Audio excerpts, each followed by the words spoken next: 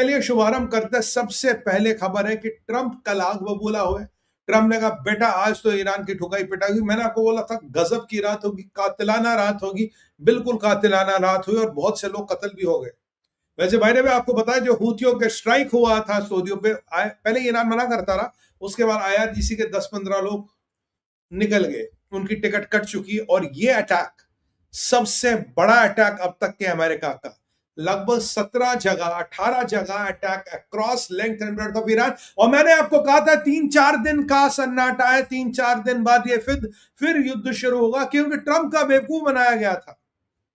जी हां, ट्रंप का बेवकूफ बनाया गया था। ट्रंप को पाकिस्तानियों ने, मोस्ट प्रोबेबली कतरियों ने, यह बताया था साहब ईरान डील करना चाहता, आप थोल का हाथ रखे। 10 दिन का सीज फायर का टाइम मांगा था, ट्रंप ने 3 दिन का माना जाता दिया था। 3 दिन मैं आपको देता हूं, इनफॉर्मली देता हूं। ईरान को लाओ, टेबल पे लाओ, बोलो अंगूठा काट के दे, वह साहब आपके लिए ईरान ला रहे, डील ला रहे। ट्रंप करा 3 दिन 3 दिन 3 दिन। और जब ट्रंप नेतन्याहू और ये सब के साथ बैठा था तो पीछे भयंकर हमला किया, सरप्राइज अटैक किया और मैक्सिमम अमेरिकन सिपाहियों को मारने की कवायद थी। इंटेलिजेंस आपकी चाइना ने दी थी और ये सारा खेल ट्रंप का, मतलब ना, put egg on his face, ये सारी कार्रवाई की थी। क्या इसमें पाकिस्तान संलग्न है? क्या पाकिस्तान और कतर का जॉइंट वेंचर है? मैं मानता हूं कि पाकिस्तान कुछ भी कर सकता, पैसे अच्छे मिल जाए तो। Sorry, I am having coffee today because my throat is a bit bad. तो वो सारा खेल खत्म हो गया। तो ट्रंप ने कहा था हम इनको फोड़ेंगे। क्यों? कि ये सरप्राइज अटैक नहीं था कि it was, they were not supposed to do it. Trump जहां पेपर का वेट कर रहा था, ट्रंप को लगा कि नेतन्याहू आएंगे, मेरे पास पेपर आएगा ईरान की डील को और मैं निकालूंगा। बोला ले नेतन्याहू, ये मेरा पेपर आ भाई, तुम कह रहे थे ईरानी डील नहीं करे, ये देखो पेपर आ गया, साइन हो गया, हमारी शर्तें मान गई है, बोलो अब क्या कहते हो। बट मिला क्या? अल तकिया, पीठ में खंजर भोंकने का कार्यक्रम। और ये सारे इस्लामी बिरादरों ने मुल्क के ट्रंप की वाट लगाई है। और ये नेतन्याहू बैठ के वो अभी वॉशिंगटन में वो रात को क्या ले रहे होंगे, शैंपेन पी रहे होंगे ना, वाह हमने तो तुम्हें बोला था ये कुछ होने वाला नहीं। पर ट्रंप साहब आपको समझ नहीं आता, नॉट अ प्रॉब्लम, आपकी वाट लग गई है। अब अटैक कहां हुआ? देखिए कल के अटैक की विशेषता थी अराक प्रोविंस, ये सेंटर में है। देखिए जो मिसाइल है, अगर उसकी 2000 किलोमीटर रेंज है, मान लीजिए मैं मिसाइल को कोने से चलाऊंगा, यहां से यहां से यहां से यहां से, मैं यहां से मिसाइल नहीं चलाऊंगा क्योंकि 500 किलोमीटर तो मेरी टेरिटरी को निकलने में ही वो खा जाएगा। तो I will use my missiles to fire them from the edge. इन्होंने सेंट्रल प्रोविंस पे पहली बार मिसाइल चलाए हैं, शायद for an element of surprise for America. और आज उसी अराक प्रोविंस की धमाके के बॉम्बिंग हुई है। मिलिट्री इंटेलिजेंस सेंटर, आईआरजीसी के सेंटर, ईरान की मिलिट्री के centre, missile launch depots, anything to do with military of that town is decimated. और इसमें कितने 100 लोग, जी हां कितने 100 लोग ऊपर निकल गए, इसका नंबर भी नहीं है। सबसे ज्यादा बॉम्बिंग इराक में हुई, इतनी लंबी चौड़ी बॉम्बिंग इजराइल ईरान की आज तक 17 जगहों पे बॉम्बिंग हुई। पोर्ट्स वोर्ट्स, missile, drone, anything you want to say, that was hit and that was hit very very hard and they were told that this is how it is going to be from here after. उस province को, उस military establishment को पूरा मिट्टी में मिला दिया गया। और आप जानते हैं कि अब जो अमेरिका की नई पॉलिसी, एक जगह अटैक करो, हर एक को मिट्टी में मिलाओ। क्यों? बुशेयर का एयरपोर्ट गया, बुशेयर के 12 ब्रिज गए, बुशेयर के 2 रेलवे जंक्शन गए, 2 पावर स्टेशन गए। शिराज का एयरपोर्ट गया, शिराज के ब्रिज भी गए और शिराज में भी बहुत कुछ होना बाकी है। उससे भयंकर तबाही ये इराक में अमेरिकन ने मचा दी है और वाट लगा दिया। थे they were yesterday full fledged because Trump का काट दिया गया था, ऑलमोस्ट इन्होंने काट दिया था। Trump would have a face on his egg if they would have succeeded. American ने कहा हमारे पास 8 मिनट थे to intercept all these missiles. अगर 8 मिनट में हमारे पास superior टेक्नोलॉजी ना है, हमारा काम तमाम। मैं मात्र 8 minute, by the time they were detected and they were hit. ये ईरानियों ने बहुत शानदार चाल चली थी, बट अब उस चक्कर में कितने फौत हो गए पता नहीं। कह रहे कोई ब्रिगेडियर भी गया है, ये गया वो गया। अब तो भाई अटैक होगा तो ब्रिगेडियर जाएंगे, इसमें कौन सी बड़ी बात है। अब जरा यहां मैं आपको दूसरी बात बताऊं। अब जो ये नेतन्याहू थे, इन्होंने क्या डिसाइड किया ट्रंप के साथ? नेतन्याहू ने 3 चीजें ट्रंप के साथ डिसाइड की। आखिरकार ट्रंप और नेतन्याहू की मीटिंग में क्या हुआ? नेतन्याहू आज हेक्सत से मिले। हेक्सत से एक ही चीज के लिए मिलता है, एक यूएस मरीन और एक स्पेशल फोर्सेस का कमांडो इजराइल का और एक अमेरिका का अगर आज राजनीतिक टोपी पहनाए तो वो राजनीति और वोट और इसकी बात नहीं करेंगे। वहां कॉकरोच गैंग भी नहीं है, बाय द वे, वहां कॉकरोच गैंग भी नहीं है।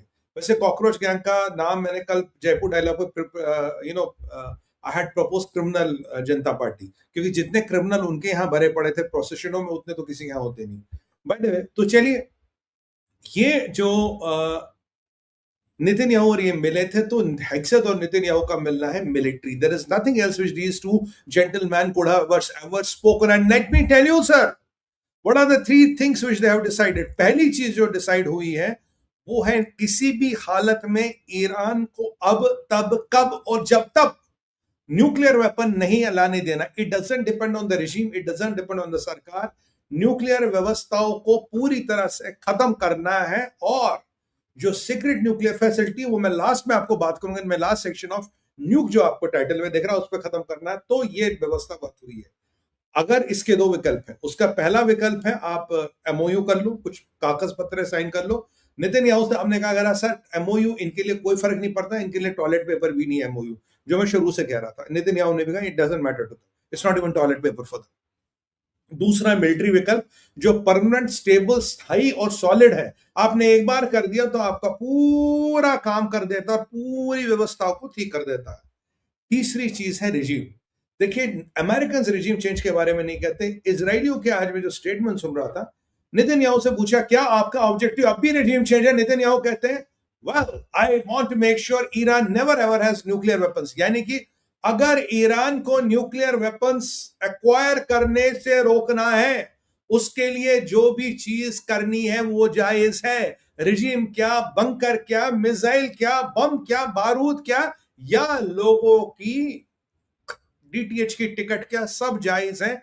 Iran never ever can have a nuclear weapon. यानी कि याद कीजिए, ट्रंप ने 10-12 दिन कहा था, फिर उसको थोड़ा पाकिस्तानियों ने नरम कर दिया, कह रहा अब मैं यहां ईरान को न्यूक्लियर वेपन यार बनाने से रोकने के लिए नहीं हूं, मैं यहां हूं कि ईरान कभी भी न्यूक्लियर वेपन बना ही ना पाए। वो परिस्थिति कभी आई नहीं, वही नेतन्याहू ने कहा। यानी कि sorry for this because my throat is a bit bad. यानी कि अगर उसके लिए रिजीम को खत्म करना पड़े, रिजीम को लुढ़काना पड़े, खत्म। और अगर आपको मैं बताऊं, रेजा पहलवी ने इसकी तस्दीक की है। रेजा पहलवी कह रहे हैं, यानी कि आप जानते हैं ना रेजा पहलवी को, रेजा पहलवी कह रहे हैं कि भाई ऐसा है, let me, is my internet all fine? Is my internet, I hope my image is not freezing and all. रेजा पहलवी ने कह रहा कि बहुत जल्दी ईरान में एक बहुत सुंदर सी जगह तजवीज की जाएगी और उस जगह पे इजराइल की एक बहुत सुंदर सी एम्बेसी बनने वाली है। यानी कि रेजा पहलवी सत्ता पे काबिज होने वाले हैं, सत्ता बदलने वाली है। उन्होंने कहा ये रजीम चलने वाली नहीं। आप जानते हैं कि 91% इन्फ्लेशन, तेल पानी के खर्चे इतने हैं, या तो 30 लीटर तेल लोगों को दो, या बिजली घरों को दो, या कारखाने को दो, तीनों में से एक ही हो सकता है। Inflation is all time high, regime की कमर टूटी पड़ी है, बिलियंस ऑफ डॉलर्स का लॉस हो रहा। स्टेपल फूड इज मीट, वो खत्म हो गया। पानी, बिजली, दवाइयां, everything is in a dismal state. और ये जो इनके जहादी है, इनको तनख्वाह नहीं दे पा रहे। और जहादी भाई तनख्वाह पे जहाद करते, ये भी उनका रूल है। पाकिस्तान प्रीपेड करता, वो पोस्ट पेड करते, इनको महीने के एंड में पैसे चाहिए। तो भाई इनका हिसाब किताब सारा खत्म हो रहा है। अब नेतन्याहू और ट्रंप की क्या बात है? 3 बातें मैं बताता हूं। पहली चीज, ईरान के never ever have a nuclear weapon. उसके लिए 2 विकल्प, point number 1, point number 2 MOU. Trump साहब आप भरोसा कर लो, good luck. Point number 2 military, स्थायी, permanent, stable solution. Point number 3, 1A 1B 1C क्या है? अगर रिजीम को चेंज करना पड़े या किसी लोगों की टिकट काटनी पड़े, जो भी करना है करो, कोई भी विकल्प खुला है। ये पॉइंट नंबर आपका 3 है। अब पॉइंट नंबर 2 क्या? पॉइंट नंबर 2 है कि ब्लॉकेड जारी रहेगा। इसके लिए मैं ट्रंप की तारीफ करूंगा। ब्लॉकेड जारी रहेगा, क्योंकि जितना ब्लॉकेड जारी रखोगे उतना रिजीम कमजोर होती जाएगी। मैंने आपको इन्फ्लेशन के नंबर बता दिए, मैंने आपको खाने पीने के सप्लाईज के नंबर बता दिए, बिजली खत्म हो रही है। और अमेरिकन का बहुत अच्छी स्ट्रेटजी, हर जगह का बिजली घर बर्बाद कर रहे हैं। धीरे धीरे हर जगह का बिजली घर बर्बाद करें। हाँ, वो 40% वाला अभी बचा है जिसपे अटैक होगा। तो यानी कि दूसरा ये। और तीसरा चीज क्या? हथौड़ा। यानी कि हथौड़ा वहां मारो, इतना मारो कि रिजीम की कमर टूट जाए। सैंक्शंस डायरेक्ट ही नहीं बल्कि इनडायरेक्ट सैंक्शंस भी लगाने की बातें हो रही। वो कैसे? आज अमेरिका ने सैंक्शंस लगाई 10 एंटिटीज ऑफ ईरान, चार ही उनमें से आपकी कहां पे है? 4 एंटिटीज उनमें से आपकी ईरान में, 6 एंटिटी चाइना में है। यानी कि the sanctions are going beyond the boundaries of Iran to anywhere where Iran has to do business with. तो चीनियों को आज जरा वाट लगा दी है। अब ये पहला हमारा टॉपिक है, इसमें थोड़ा और विश्लेषण करेंगे, पर समय को भी मुझे देखना है, काफी चीजें भाई और कवर करनी है। लाइक के बटन दबाते रहे प्लीज भाई, टीम रिमाइंड करो यार, लाइक के बटन दबाते रहे, लाइक शेयर सब्सक्राइब और हाइप का बटन दबाते रहिए प्लीज। हाँ, कभी कभी बैनर लगा दिया करो मैंने मुझसे बिना पूछे, थैंक यू, हटा दीजिए, हाइप का बटन दबा दीजिए। अब दूसरा है सऊदीज अटैक होतीज, ये क्या मसला साहब। फाइनली सऊदियों ने कल तो उन्होंने मिलके इराक के मलेशिया की ऐसी तैसी कर ली। उनके मरने वालों की संख्या 50 से 60 बताई जाती है और उनके काफी फाइटर परमानेंटली डिसेबल हो गए। किसी का कान गया, किसी की नाक गई, किसी की आंख गई, अब पता नहीं कैसे भागेंगे। कोई बात नहीं।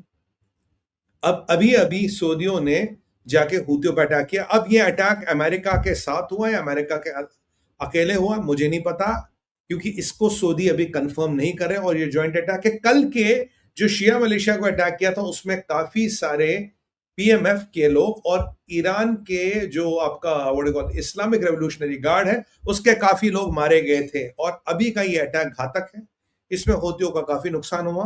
अब्दुल रहमान अल हूती कह रहा है कि हम लड़ेंगे, अब हम छोड़े, अब हम बारबर मंडेल पे पूरा कब्जा करेंगे। और सऊदियों ने कुछ बारबर मंडेल पे कब्जा ना करे और व्यवस्थाएं ना रोके, तो सऊदियों ने ऑलरेडी एक फोर्स प्रपोज किया है which will open barber Mendel. उसके लिए मीटिंग भी हो गई, करीब 12-15 कंट्रियों के आर्मी चीफ आ गए। Saudis have called for a global alliance to make sure barber Mendel और रेड सी इज ओपन। नहीं तो सऊदियों के पास विकल्प अन्यथा एक ही रहेगा कि तेल की पाइप निकालो, इजराइल और हाइफा से तेल बेचो, उसके अलावा विकल्प नहीं रहेगा। जो रेजा पहलवी के बाप जो शाह थे उन्होंने वो लाइन ऑलरेडी बनानी है, 2 मिलियन बैरल्स पंप कर सकता, ज्यादा नहीं, but with time you can increase the capacity. वैसे भी नेतन्याहू ने आज क्या करा यार, ये जो स्ट्रेट ऑफ हॉर्मोस है साल भर के अंदर ये बर्बाद हो जाएगी, खत्म हो जाएगी, इसकी रेलेवेंस खत्म हो जाएगी, विच आई एग्री। मैंने आपको बहुत पहले बोला था साल भर बाद स्ट्रेट ऑफ हॉर्मोस की वक्त ही कुछ नहीं रह जाएगी। जो ईरान का so called leverage it is on the law of diminishing returns, it is losing its relevance by every passing day, ये उन्होंने कहा है। तो अब हूतियों की जो ठुकाई पिटाई हुई है, अब ये मोस्ट प्रोबेबली अमेरिका के साथ हुई है, पर अभी सेंटकॉम से कोई कंफर्मेशन नहीं आया, इसलिए I am not going to say America साथ है। लगता है इजरायलियों ने यह डिफेंस किया और हूतियों की तूती बन के बच गई है। अब हूतियों का ब्लॉकेड कब तक रहेगा वो देखने का विषय, और ब्लॉकेड कब ठुकेगा दैट विल बी इंटरेस्टेड। तो मोहम्मद बिन सलमान, गुड यार, you are doing great, I am proud of you, what a leader. मतलब कल जाके उनको ठोक दिया वहां, और कल जाके और सऊदियों ने कहा, बोला देखो भैया हम चुपचाप बैठने वाले नहीं। और इस इस्माइल जरा कानी को बुलाओ जो कल मोहम्मद बिन सलमान को धमकियां दे रहा था, तेरा हम ये कर देंगे, तेरा वो कर देंगे, तू मुसलमान नहीं है, तू ये है, तू यहूदियों का दलाल है। क्या तबीयत से ठोका। आईआरजीसी के कितने अफसरों को जहन्नुम पहुंचा दिया और हूतियों को जहन्नुम पहुंचा दिया, और ये इराक का जो पीएमएफ वीएमएफ था शिया मलेशिया, इनको भी जहन्नुम पहुंचा दिया। और याद कीजिए ट्रंप ने कहा है कि we can deal with Houthis any given of time. हमें पता है हूती कौन है, कहाँ रहते हैं, इस हूतियों की ज्यादा ताकत नहीं है।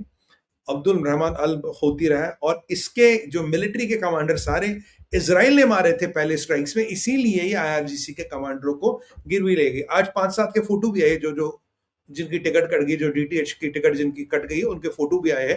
पर सुनने में आया कि काफी लोग मारे गए। तो सऊदियों ने बहुत बड़ा बढ़िया कमाल किया।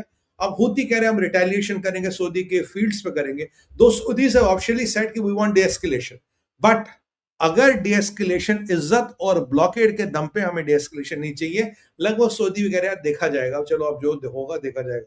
बाकी बाय द वे, रास लफान, नॉट रास तुरान, कतरियों का रास लफान अब भी बंद है। क्या हुआ? कुछ नहीं हुआ। कतरियों के मुंह पे टेप लगा, nobody is talking about what happened, why it is close इंडेफिनिटली फिलहाल।